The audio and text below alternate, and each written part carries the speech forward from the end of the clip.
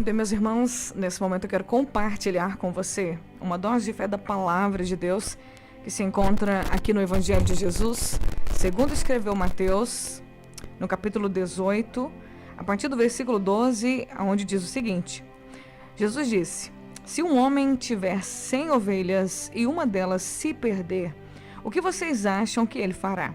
Não deixará as outras 99 nos montes e sairá à procura da perdida? E se a encontrar, eu lhes digo a verdade, ele se alegrará por causa dela mais que pelas 99 que não se perderam. Da mesma forma, não é da vontade de meu Pai no céu que nenhum desses pequeninos se percam. Bom, nesse capítulo 18, Jesus ele inicia o capítulo falando sobre o maior no reino dos céus. Ele é questionado sobre o maior no reino dos céus, e Jesus fala da questão da criança, de ser como criança, e depois ele dá uma advertência aos discípulos sobre não ser uma pedra de tropeço para ninguém.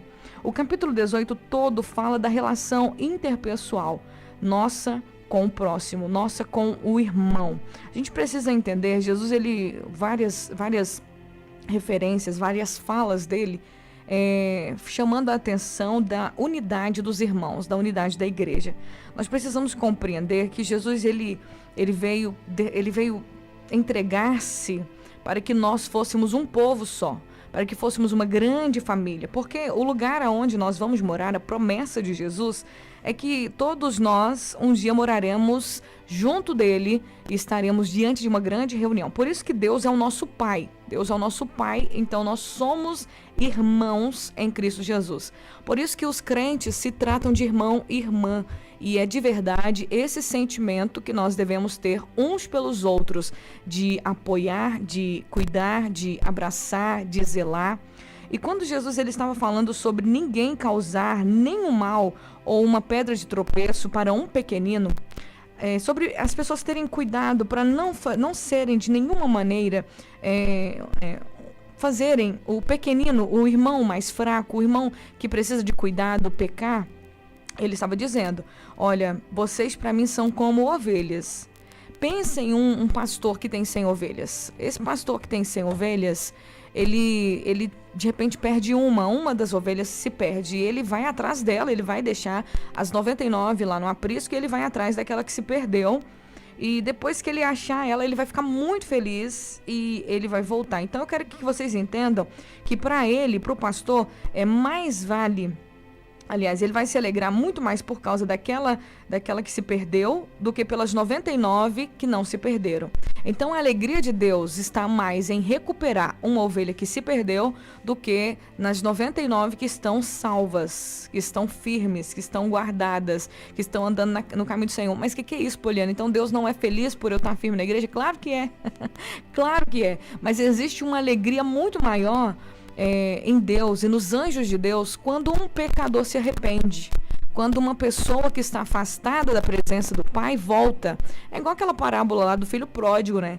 Jesus contando a parábola, ele diz que o pai fez uma festa gigantesca para receber aquele filho que tinha ido embora com os bens, ficou curtindo a vida, mas depois ele voltou arrependido para casa como um mendigo, e o pai recebeu ele com alegria, deu a ele honras e tudo, e o irmão que estava na casa ficou chateado, extremamente chateado, porque ele disse: pai, eu estou aqui te servindo o tempo todo e o senhor nunca fez isso para mim.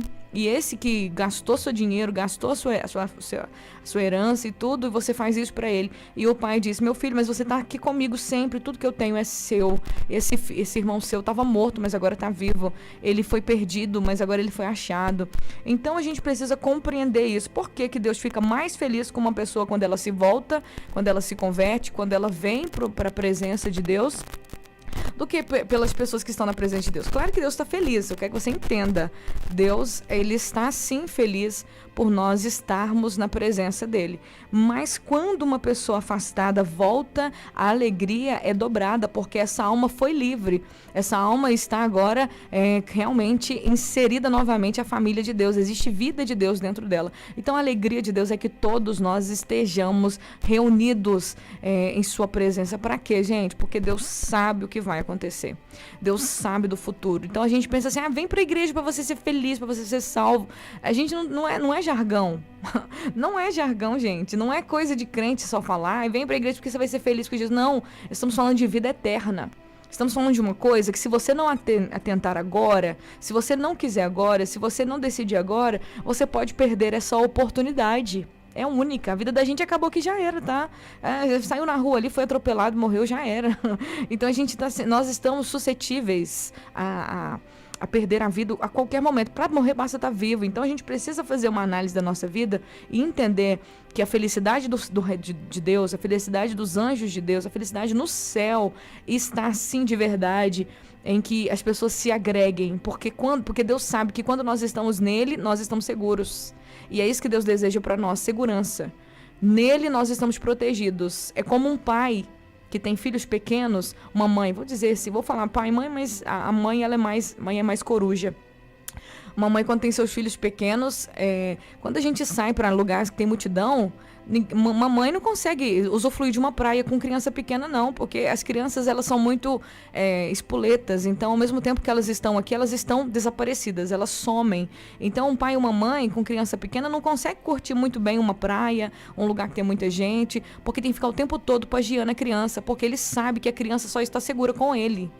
Os pais só sabem que a criança está protegida com ele. Num lugar onde tem muitas multidões, onde tem muita gente, onde tem muitos perigos, num lugar desconhecido, a gente sabe que a criança está segura com a gente. Fora dos nossos olhos ela não está segura. Então Deus também, ele sabe que se você só está seguro com ele. Por isso que ele quer você. Por isso que quando ele te acha, ele fica feliz. Porque, poxa, achei meu filho que eu perdi, mas agora ele está comigo, agora ele está seguro, agora eu posso cuidar dele. Então é isso que Jesus está dizendo. A gente precisa ser os braços de Deus para as pessoas, nós precisamos ser o amor de Jesus para as pessoas, porque hoje o amor de Deus é demonstrado através das mãos dos filhos. O filho, irmão lá do filho pródigo, ele não quis estender as mãos, ele não quis acolher, ele preferiu ficar com inveja, ele preferiu ficar rancoroso, mas a gente não pode fazer isso. Nós precisamos ser os braços do Pai para abraçar esse irmão que desviou, que afastou da presença do Senhor, que está fraco na fé. Ele precisa ser inserido. O problema é que muitas vezes a gente mata as pessoas com o nosso olhar de julgamento.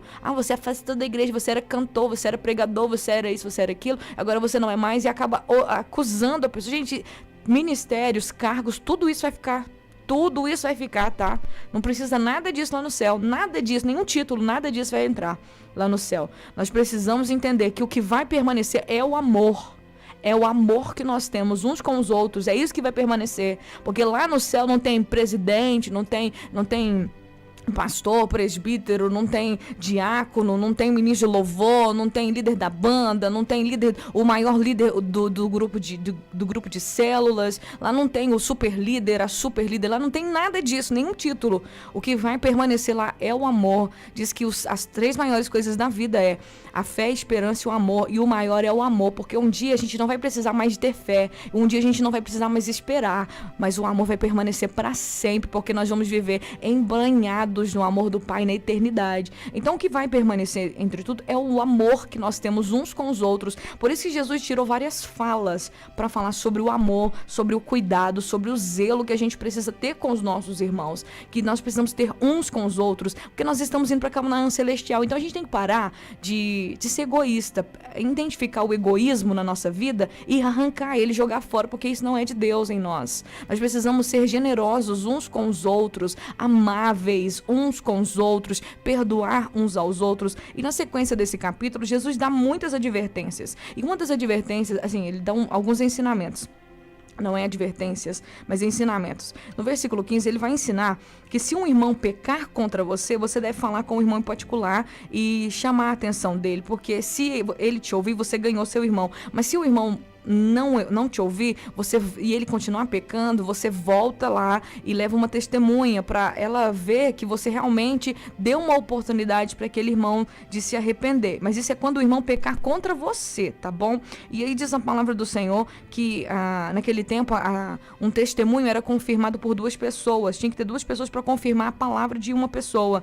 E Jesus disse que se essa pessoa não quiser mudar, não quiser melhorar, na terceira vez, leva essa pessoa para a igreja julgar aquela situação. O irmão pecou contra você, errou contra você, por exemplo. Vou dar um exemplo aqui. O irmão comprou de você e não te pagou. E você foi lá e conversou com ele, irmão, é certo, eu te dei um prazo, não deu certo, ele não te pagou. Aí ele não te ouviu, aí você vai conversar com ele segunda vez, levando uma ou duas testemunhas. E chegando com essas testemunhas, vai conversar com ele, irmão, eu tô com essas testemunhas aqui, porque você lembra, eu te dei um prazo, você não pagou, eu conversei com você, você não me deu ouvidos, mas agora eu estou aqui com essa testemunha. E depois você volta, se esse irmão não te pagar, não resolver, ele pecou contra você. Isso é um exemplo. Aí na terceira vez, você leva para a igreja, para a direção da igreja, porque a igreja tem que julgar essas coisas. Diz a palavra que nós temos que julgar as causas que acontecem no nosso meio. No último caso que se leva para o tribunal, porque tem causas que e tem coisas que na verdade é para o tribunal, mas a gente precisa ter esse discernimento, que existem causas dentro da igreja que se julgam dentro da igreja, porque tem muito crente que vai no tribunal lutar contra crente. Aí cadê o nosso testemunho? Cadê a nossa luz, gente, pro mundo? Aonde que a gente tá brilhando a nossa luz? Tem coisas que a igreja precisa julgar. Aí aquele irmão não ouvindo a igreja, Jesus disse que aí a gente deve considerar essa pessoa como um gentio, como um publicano, como uma pessoa que não vai ficar mais inserida na fé. A gente não expulsa ninguém. A gente precisa compreender que se a pessoa não quis mudar, se ela, depois de ter sido muito advertida, ela não quer mudar, então não existe lugar de arrependimento dentro dela. E a igreja é um lugar de pessoas arrependidas. O céu é um lugar de pessoas arrependidas. Somente pessoas que se arrependem, somente pessoas que querem melhorar, que vão morar no céu. Porque a Bíblia fala que a gente precisa crescer até a estatura completa de Cristo. Nós precisamos melhorar um pouquinho todo dia. Então você não pode ser um crente estagnado, um crente cabeça dura, um crente que não muda, um crente que não se renova, um crente que não melhora. Você precisa melhorar. Nós precisamos melhorar. Eu preciso melhorar todos os dias da minha vida. E isso vai ser até o dia de Jesus vier nos céus e nos buscar. Nós precisamos compreender isso. Quem faz essa obra em nós é o Espírito Santo de Deus, mas a partir do momento que a gente deseja isso. Então tem que viver uma vida de arrependimento. Aí Jesus, ele começa a dizer, olha, eu digo a verdade para vocês. Se essa pessoa não quiser se arrepender, depois de você ter dado todas as chances para ela não quer consertar, ela não quer mudar, você vai considerar essa pessoa como uma pessoa gentia. O que é uma pessoa gentia? Uma pessoa que não é da igreja, uma pessoa que não é irmão. Porque uma pessoa que vive assim, que não quer mudar, que não tem arrependimento no coração dela, a gente não pode considerar como o nosso irmão. Pois Jesus disse, o que vocês ligarem na terra terá sido ligado no céu. O que vocês desligarem na terra terá sido desligado no céu. Olha o poder que Jesus deu pra gente. Deu o poder para desligar pessoas do céu. Pessoa que está desligada do céu não tem conexão, não tem salvação, não tem conexão com Deus. Entendeu? Então a gente precisa compreender. Poliana, por que isso? Por causa do coração da pessoa, tá? É tudo por causa do nosso coração. Não é porque a igreja é má, porque as pessoas são más, porque a gente é mal. Não existe nada disso. É por causa da dureza do coração da pessoa. Porque nós precisamos compreender que precisamos viver uma vida em pleno arrependimento. Devemos ser compreensivos uns com os outros, amar uns aos outros. A palavra nos dá várias orientações que nós precisamos suportar uns aos outros em amor. E o amor tudo crê, tudo espera, tudo suporta, não busca seus próprios interesses. O amor, ele faz bem, não mal. Então a gente precisa compreender. Jesus começou a dizer também que se 2 de vós concordar na terra seca de qualquer coisa, será concordado nos céus. O Pai atenderá às petições, pois onde estiverem 2 ou 3 no meio deles, eu estarei. Então Jesus, ele está na direção da igreja, nas decisões da igreja. A igreja precisa tomar decisões com diversas questões. E a gente precisa compreender isso. Jesus está no meio das decisões da igreja. E Jesus terminou essa palavra, capítulo 18, contando a parábola da importância do perdão. Como é importante perdoar? Ele fala que o Pedro chegou perto dele e perguntou, Senhor, até quantas vezes o meu irmão vai pecar contra mim e eu devo perdoá-lo? Até 7? Jesus disse, não digo até 7, mas até 70 vezes 7. Aí ele conta a história de um homem que devia 60 milhões de moedas para o rei. E ele pediu, e o rei ia prender a esposa, os filhos, ia prender todo mundo. E ele implorou por misericórdia, o rei deu a ele o perdão daquela dívida, só que quando esse homem saiu da presença do rei, ele encontrou um companheiro dele que devia a ele 100 moedas e ele foi muito cruel com esse companheiro. Ele não quis perdoar e ele mandou prender o rapaz. Ele não teve paciência, mandou prender o rapaz. Quando as pessoas que viram aquela cena ficaram sabendo de tudo, ficaram tristes e foram lá e contaram tudo pro rei. Olha aqui, ó. Sabe aquele homem que você perdoou a dívida de 100 milhões de moedas? Então, ele fez isso e aquilo. O rei ficou furioso, mandou prender ele e disse: olha, eu não fui bom com você, eu não tive misericórdia de você, você também não podia ter misericórdia do seu companheiro. Da mesma maneira que você me pediu misericórdia, eu também tive. E por que você não tem misericórdia do seu companheiro? E Jesus termina no capítulo 18 dizendo: assim também meu Pai Celestial fará com vocês, caso se recusem a perdoar de coração os seus irmãos. Então, viver em comunidade é muito importante. Nós precisamos da igreja, precisamos uns dos outros, porque a igreja não é o templo, não é o ministério. A igreja são as pessoas que se reúnem no nome de Jesus, são os discípulos, nós que somos os discípulos e seguidores do nosso Senhor Jesus. Nós precisamos ser unidos, precisamos nos cuidar, precisamos nos proteger, precisamos nos amar ardentemente. Nós não podemos nos recusar a perdoar. Gente, viver em comunidade é difícil. Viver junto com pessoas, outras pessoas, é difícil. Sabe por que é difícil? Porque a gente é difícil. Nós somos difíceis. Se tivesse 2 pessoas de mim, eu não suportaria. Ia sair muita coisa ruim. Dentro da casinha ia sair fogo, né? Ia sair espada, ia sair botijão de gás. 2 pessoas de mim eu não aguentaria. Então a gente precisa compreender, ter empatia, saber que a gente é difícil. Então é difícil também lidar com o outro. Nós precisamos nos suportar em amor, amar, suportar, levar as cargas uns dos outros, compreender as fraquezas, compreender as limitações. Nós precisamos ajudar, não apontar dedo, não ficar fazendo fofoca, tá? Crente que faz fofoca do irmão, da irmã, gente, isso é comportamento de gente que não vai morar no céu, porque uma pessoa que vai morar no céu não fica fazendo fofoca da vida do irmão, não. A gente abençoa, usa a boca para abençoar, usa a boca para orar. Hoje eu acordei recebendo uma oração maravilhosa no meu telefone da irmã Edilene. Deus abençoe você. Isso que é bom, isso que é irmandade. É você estar orando ali, ter uma sensibilidade do Espírito Santo. Olha, o Espírito Santo está me tocando para orar pela irmã. E aí a pessoa manda a oração e não sabe o tanto que a gente precisava daquilo. Então é isso que é irmandade. É você estar conectado com Deus e Deus conectando as necessidades dos santos com você. Recebi muitas outras mensagens aqui também na rede social hoje. Pessoas falando: olha, estou orando por você, né? Estou orando pela sua vida, e isso é muito bom. A Bíblia fala que nós devemos orar uns pelos outros, ajudar uns aos outros. Jesus falou muito disso. O Paulo também. Uma coisa que o Paulo mais falou foi sobre a convivência em irmandade, como nós precisamos ser unidos e realmente viver uma comunhão. E Jesus disse algo bem sério, só para me finalizar aqui. Jesus disse assim: olha, na unidade de vocês, o mundo saberá que eu fui enviado por Deus. Jesus orou pedindo que nós fôssemos um. Jesus, ele fez um clamor antes de ir para a cruz. Ele pediu: Senhor, eu oro pedindo para que eles sejam um, porque quando eles forem um, o mundo reconhecerá que eu fui enviado pelo Senhor. Então que a nossa unidade, a nossa comunhão possa crescer nesses dias. Vamos nos esforçar, porque depende de nós, tá, minha gente? Não depende do pastor, não. Você pensa assim: depende do pastor, depende do irmão, depende do grupo, depende da líder. Depende de você. Tem que começar por alguém. Que seja por você. Você que está ouvindo essa mensagem, comece por você. Estude mais sobre isso. Peça ao Senhor para te ajudar a ser um irmão assim, realmente bem fraterno mesmo, no amor do Senhor. Amém? Vamos orar?